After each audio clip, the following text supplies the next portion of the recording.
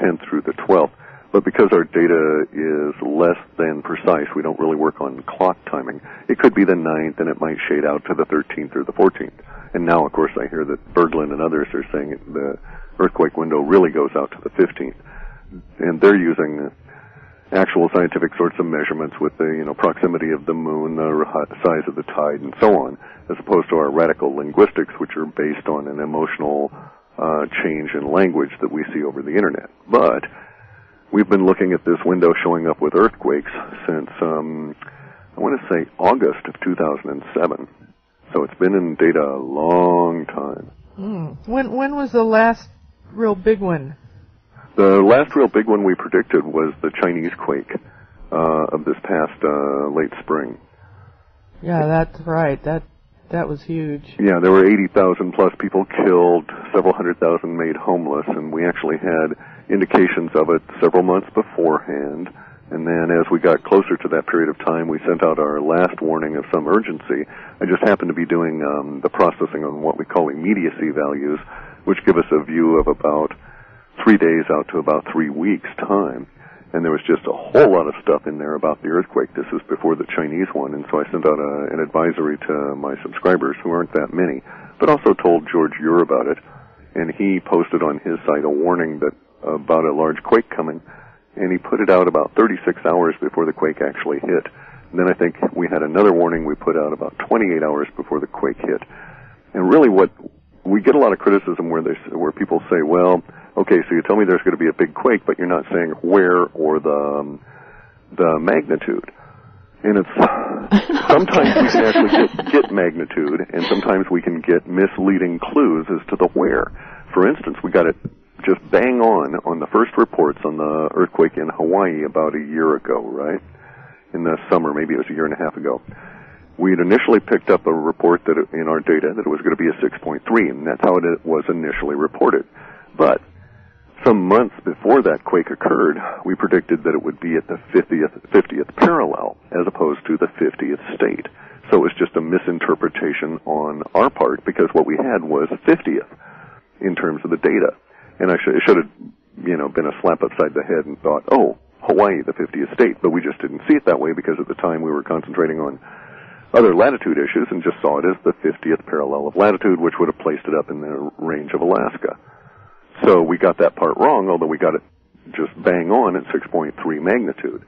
What we have now, the primary language doesn't go to the magnitude or even to the location. The primary language that we have goes towards the damage, isolation, impact on roadways, cars sliding off into ditches, loss of communication, inability to deliver food, some kinds of encounters with scarcity, because somewhere, wherever one of these two earthquakes hits, it will damage a strategic facility that produces some kind of a product, and we don't even know what that product is, but that is necessary for other products, and so there will be an encounter with scarcity that will ripple out much larger than the actual earthquake environment, because it's going to isolate the ability to produce this essential component.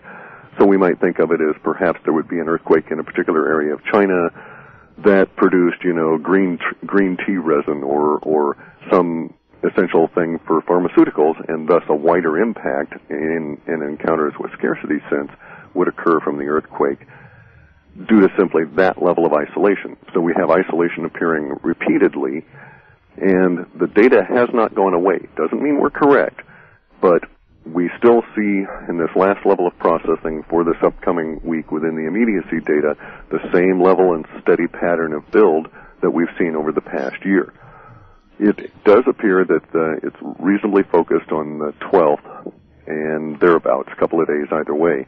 So I suspect that if we get through the December and we haven't had the earthquake, then we've been radically misinterpreting the data.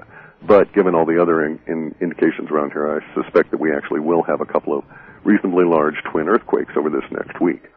Well, that's fascinating. Sort of makes sense? Oh, yes, it makes sense. And we'll take a break right now, Clif. Okay. Okay, this is Beyond the Ordinary with Clif, the Alto Reports, and Half Past Human, 3/4 past human.com. We are Beyond the Ordinary with Clif from halfpasthuman.com. Clif, did you have any indications of the Mumbai, India attack? We get, yes, we did. We in fact sent some information off to, let's say, professional parties that are in that line of work, counter-terrorism, that kind of thing, and we didn't really report anything.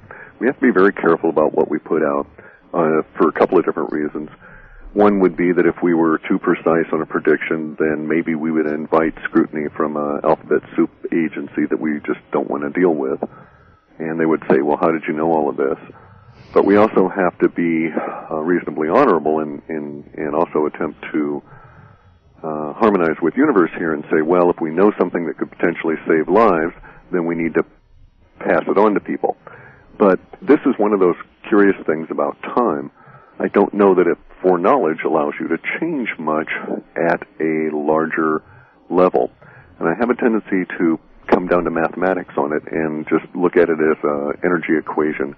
And if we imagine that, say for instance, that the three of us knew that a particular event would occur that would, under normal circumstances, seem to be malleable by humans. In other words, say that we knew that there was going to be a holdup at a gas station, and we were able to extract this through remote viewing or reading the movements of ants in their nest, or however, the method doesn't matter. But we were reasonably certain of this, and we'd had enough of a track record to increase our confidence. Then we have the issue of, okay, if we think we know that this is going to occur, can we affect it?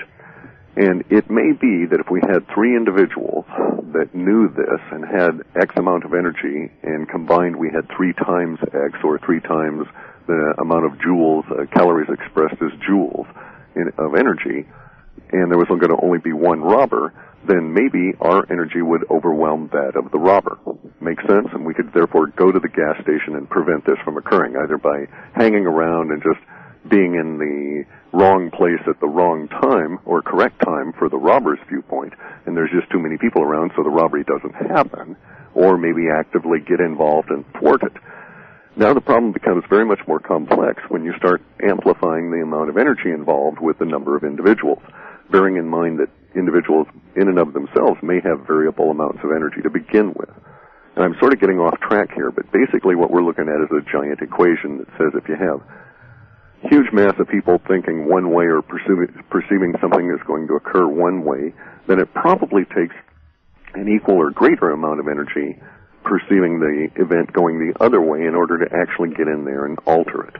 Does that make sense? Absolutely.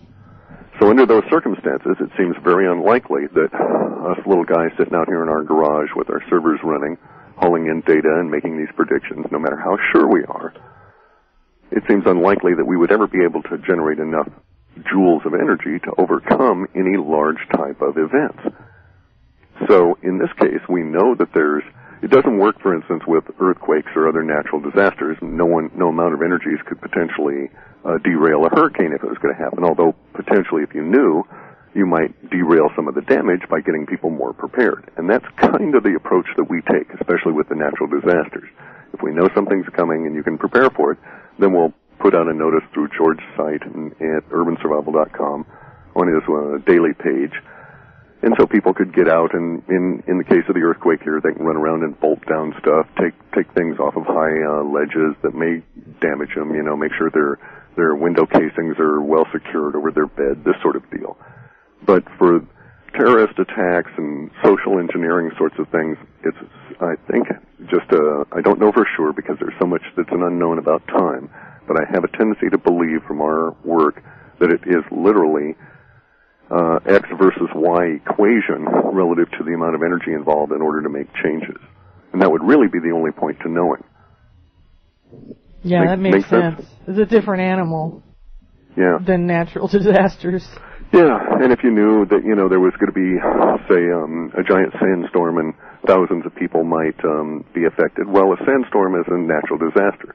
If on the other hand, you suspected that there was going to be a gang attack or something on a small group of people or even a large group in the form of terrorist attack and so forth, there's only so much you can do in the complexity of our planet towards altering that view.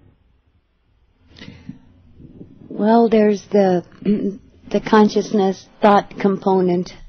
You just cannot really change it when there's a huge, and I don't put it in mathematical terms, but if the world at large, the vast number of humanity thinks this is the way the world is and this is reality, a few people are not going to change that. Right. It's an awful hard boulder to push back up a hill, yes. Yeah. So anyway, we're like little ants, keep pushing a little boulder. Yeah, and sometimes it works. Sometimes we can actually do things. So we've really helped people out with, the natural disasters. One of our primary subscribers from way back when, about 8 years ago, his wife thinks we're just weather gods here because we warned her about 6 weeks ahead of time that some major flooding was coming to Australia, and they ended up wanting to move back to China anyway. They're Chinese. But they got out about 6 weeks before her then house would have flooded out, and when it finally did flood, the water was up to the second floor, so she would have lost everything. So we are able to make some changes that way. We've also done some in the sense of alerting people that, the economy is going and that the dollar is really in a dire way. And in spite of anything you may see today or tomorrow or the day after, the background of what's going on in the dollar should be extremely frightening to people.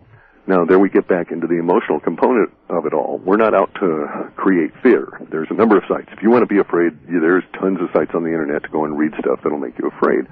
Our point is to say, well, it's neither good nor bad. It just is. And how we react to it is where the emotional component comes on in, but we have control of that attitude. And yes, the dollar is dying.